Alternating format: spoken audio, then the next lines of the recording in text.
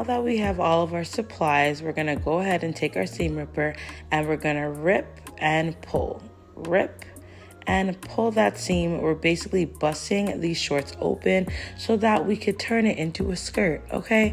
So now that we've gotten it all seam ripped up, it's now time to, finesse the crotch part. Honestly, when you are on my channel, you gotta know that everything we do here is self-taught. So we're working as we go, okay? I've never done this before, but we're gonna do this together. So I'm trying to figure out, okay, how am I gonna finesse this crotch part so that I could lay flat?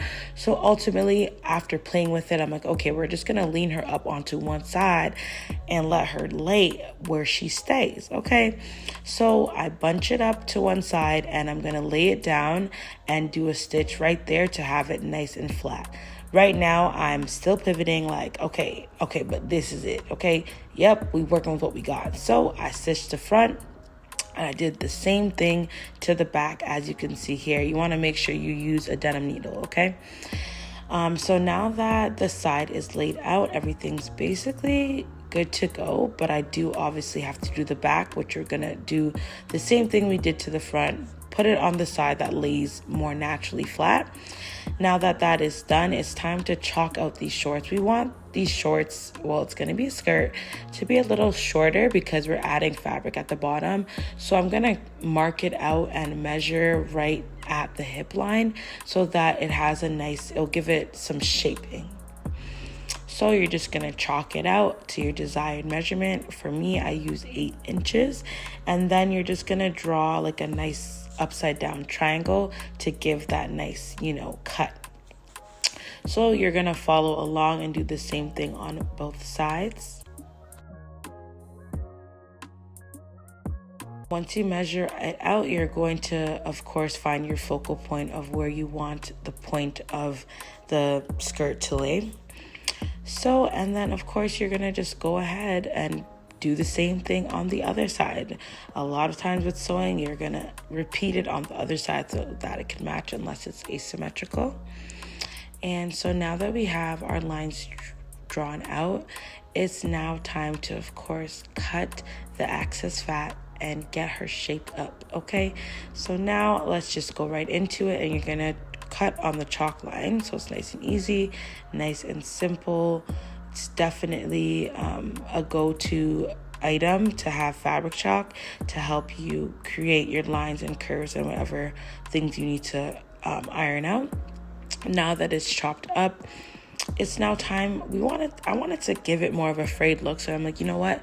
Let me fray out the bottom even more because I wanted to give that frayed denim African skirt vibe. So of course I'm going in and just seam ripping the bottom, nothing too drastic, but it needs to be around the full thing, and it's good to do it on the opposite side, the wrong side of the fabric, so you can actually see the thread lifting as you pull, and you just lift and pull, and now it's all frayed out, looking so cute. Okay, we are basically almost at the final couple steps, but then I realized, dang, these pockets are out and about, they're showing. We don't want these pockets to show, so I'm gonna have to go ahead and chop these pockets up. Okay, every girl loves a good pocket, so I'm not gonna completely remove the pocket.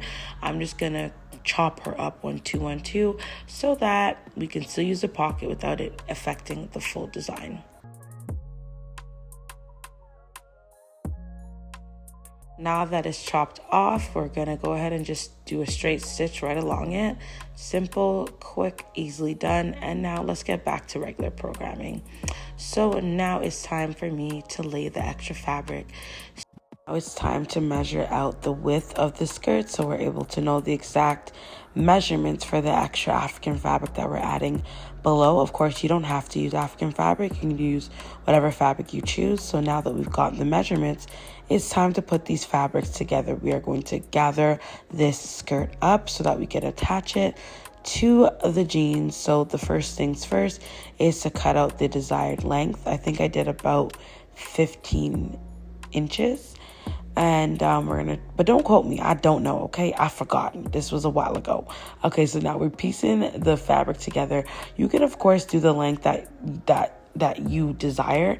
I was making this for a client, so here I am adding the different fabrics together. 1 2 1 2.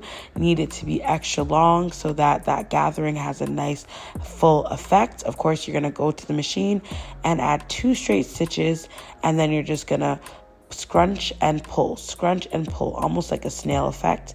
And this is it bunching together, looking so cute. We are almost there.